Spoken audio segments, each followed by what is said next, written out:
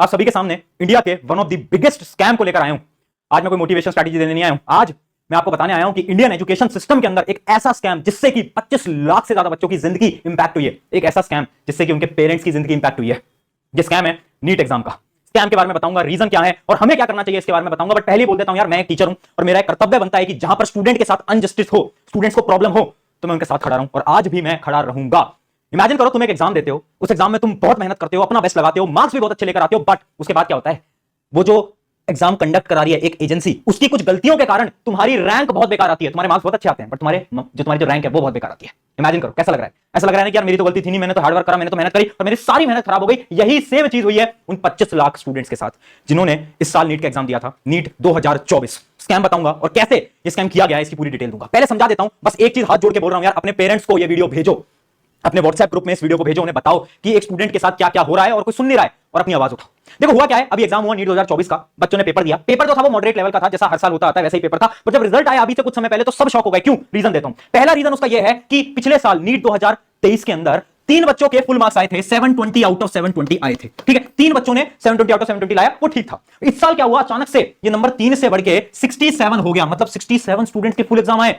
Imagine करो एक इतना टफ एग्जाम, उसमें 67 स्टूडेंट्स फुल मार्क्स लेकर आ रहे हैं। क्या ये पॉसिबल है? आज तक तो ऐसा देखने को नहीं मिला और ये चीज जस्टिफाइड भी नहीं है। बट फिर भी मैं एक बार मान लेता हूं कि बच्चों ने बहुत मेहनत करी और इस बार 720 आउट ऑफ 720 लेकर आ गए 67 स्टूडेंट्स। क्या पेपर बहुत हार्ड था? नहीं।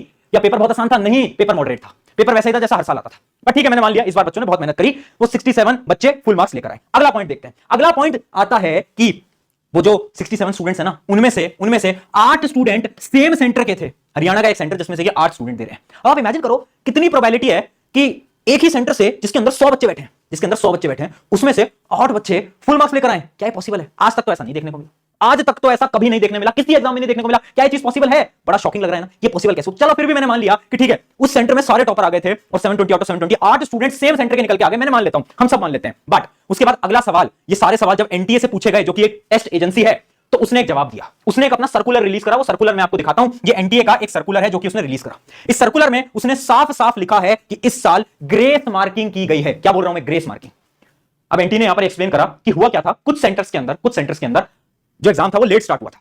किसी के अंदर 10 मिनट, किसी के अंदर 15 मिनट, किसी के अंदर 20 मिनट, कुछ इश्यूज के चलते हुए तो उन स्टूडेंट्स को एक्स्ट्रा टाइम नहीं मिल पाया, जिसकी वजह से एनटीए ने उन सभी स्टूडेंट्स को एक्स्ट्रा मार्क्स दिए हैं, ग्रेस मार्क्स दिए गए हैं। और अगर ध्यान से देखो तो इसमें लास्ट में लिखा है सच candidate were compensated with grace mark. अब यहां पर कुछ नहीं लिखा कि ग्रेस मार्क कितने मिले हैं, कैसे मिले हैं, किस किस को मिले हैं, कितने सेंटर हैं, क्या पॉलिसी है, कुछ नहीं बताया। बस लिख दिया, अपने जस्टिफिकेशन दे दिया कि भैया हमने ना ग्रेस मार्क दे दिया। क्यों दे दिए? क्योंकि हमें लगा कि उनको टाइम कम मिला था। अरे भाई टाइम ज्यादा दे देते, 15 मिनट ज्यादा दे देते, वो नहीं देना। हमें क्या करना है? हमें ग्रेस मार्क दे देना है। ये अपनी गलतियां छुपाने के लिए ऐसे नोटिस छापे जाते हैं। समझ पा रहे हो? अपनी गलतियां छुपाने के लिए नोटिस छापे जाते हैं। अब मैं बताता हूं कि इनजस्टिस कहां हुआ है, गलती कहां हुई है और स्कैम क्या चल रहा है, वो आप ध्यान से सुनना। बहुत सारे लोग बोल रहे हैं कि ये जो सेंटर था, इस सेंटर के अंदर चीटिंग की गई है ना, पेपर लीक हो गया। बट पेपर लीक हुआ ना हुआ वो एक डिफरेंट चीज है और पेपर लीक की चांसेस भी बहुत कम होती हैं। अगर मैं आपको प्रैक्टिकली बताऊं तो, है ना, पेपर लीक होता तो ज्यादा से ज्यादा 100 बच्चों पे पहुंचता, 500 पे पहुंचता, 1000 पे पहुंचता, बट उससे इतना ज्यादा इंपैक्ट नहीं आया। इंपैक्ट देखो हुआ क्या है। इंपैक्ट ये हुआ है कि 650 मार्क्स, 650 नंबर, जिसपे कि एम्स आराम से मिलता है। आप किसी भी साल का डाटा उठा लो, 650 नंबर जिसके आ गए, एम्स पक्का था। इस साल 650 नंबर पे रैंक आई है 30,000 रैंक आई है। क्या एम्स मिलेगा? नहीं मिलेगा,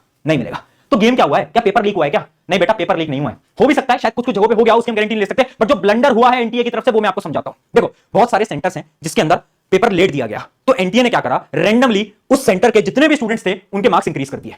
अब जितना हमने एनटीए के ऑफिशियल से बात करी है, देखो डाटा ऐसे हम एक्यूरेटली नहीं बता सकते जब तक एनटीए कोई नोटिस ना निकाले। जितने हमने स्टूडेंट से बात करी है और एनटीए के ऑफिशियल से बात करी है, हमें पता चला है ब्लंडर क्या हुआ है कि इमेजिन करो एक स्टूडेंट है एक्स, वो एक्स सेंटर के अंदर बैठा है। इस सेंटर के अंदर 10 मिनट लेट पेपर दिया गया।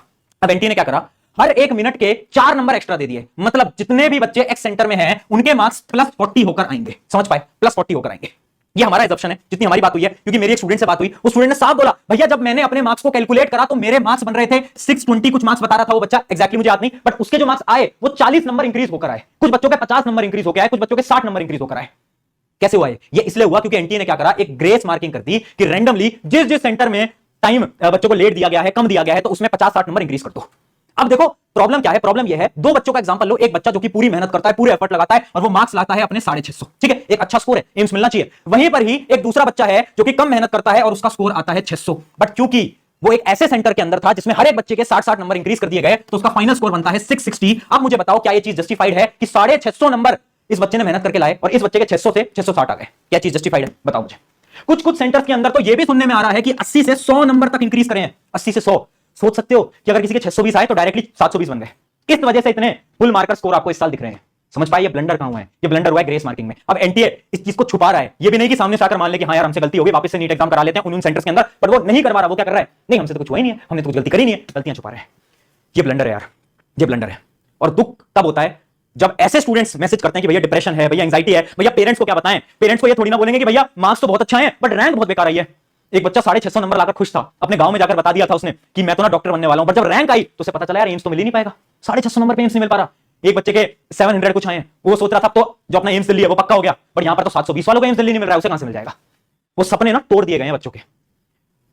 पेरेंट्स नहीं समझ पा रहे हैं यार ये बात, पेरेंट्स नहीं समझ पा रहे हैं। पेरेंट्स को तो रैंक दिख रही है, वो देख रहे हैं अच्छा तेरे ना 50,000 रैंक आई है, 50 के रैंक आई है, तूने मेहनत कम करी होगी, बट उसने मेहनत कम नहीं करी यार, उसने मेहनत पूरी लगाई है, उसने जी जान पूरा लगाया, बट कहीं ना कहीं गलती रही है एनटीए की। इसलिए बोल रहा हूं, अगर आप एक पेरेंट हो, मैं एक टीचर हूं, पिछले 5 साल से एजुकेशन इंडस्ट्री के अंदर हूं, अगर नीट एग्जाम में 25 लाख बच्चे देते हैं तो उन 25 लाख में से मिनिमम 20 लाख बच्चे हमारी स्ट्रैटेजी वीडियो, मोटिवेशनल वीडियो देखकर एग्जाम देने जाते हैं। उनको मैं समझता हूं, उनको मैं जानता हूं, सब स्टूडेंट्स से मेरा बहुत प्यार है और उन्हीं के बीच में मैं आपसे बोल रहा हूं कि आपके बच्चे की गलती नहीं है, इस बार उसने मेहनत लगाई है, गलती यहां पर एनटीए की तरफ से हुई है, बच्चे की गलती नहीं है। थोड़ा सा सपोर्ट अपने बच्चे पे भी रखिए। मुझे पता है आपने बहुत पैसे लगाए हैं उसकी कोचिंग के पीछे, अब ये सब देख के बहुत दुख होता है। अब as a parent, as a student आप क्या कर सकते हो? आपके पास कोई और ऑप्शन नहीं है, बस आपको आवाज उठानी पड़ेगी, आपको आवाज उठानी पड़ेगी। नीट 2024 में जो हुआ वो शायद अगले साल 25 में भी हो, 26 में भी हो, 27 में भी हो। अगर आप एक छोटी क्लास के स्टूडेंट हो, इसको देख रहे हो, तो मैं आपको भी बोलता हूं आवाज उठाओ, क्योंकि कल को ये आपके साथ भी हो सकता है। एक ऐसा एग्जाम जिसपे कि लाखों बच्चों की जिंदगी डिपेंड करती है, अगर उस एग्जाम को ऐसे कंडक्ट कराया जाएगा तो इस एग्जाम को देने की कोई जरूरत नहीं है। मत दो इस एग्जाम को, मत दो इस एग्जाम को। अगर अभी तुम 8-9 क्लास के अंदर हो, नीट एग्जाम मत देना, जिंदगी खराब कर देगा एग्जाम तुम्हारी। क्यों बोल रहा हूं मैं? अपने सीनियर से पूछना, वो बताएंगे तुम्हें अपना दर्द। एक एग्जाम जिसके पीछे 25 लाख बच्चे बैठ रहे हैं, एनटीए कंडक्ट करा रहा है, कंडक्ट बिल्कुल घटिया तरीके से कराया जा रहा है, किसी को समझ नहीं आ पा रहा है रैंक कैसे निकल रही है। क्या आप इस एग्जाम में, आपको इस एग्जाम को देना चाहिए? खुद से पूछो।